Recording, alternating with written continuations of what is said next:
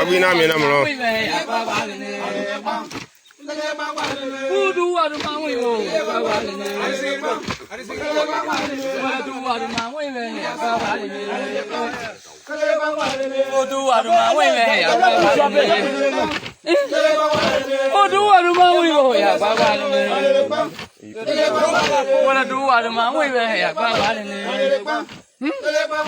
Wala du adu mangwe we ya baba le. Udu adu mangwe we ya baba le. Kulu dua ada mangwe be ya baba le. Dua ada mangwe be ya baba le. Dua ada mangwe be. Dua ada mangwe be ya baba le. Apa sih ya? Dua ada mangwe be ya baba le. Mata gi ya baba le. Dua ada mangwe be ya baba le. Dua ada mangwe be ya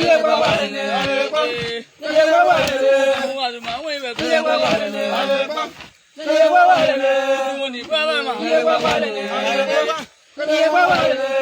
Nous laissons aller au Guinou, les premiers Guinou.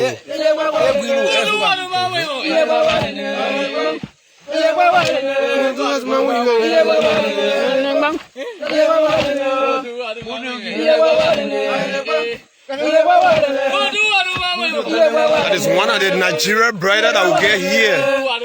Now the men are born citizens, you can see in the white. And you are chosen.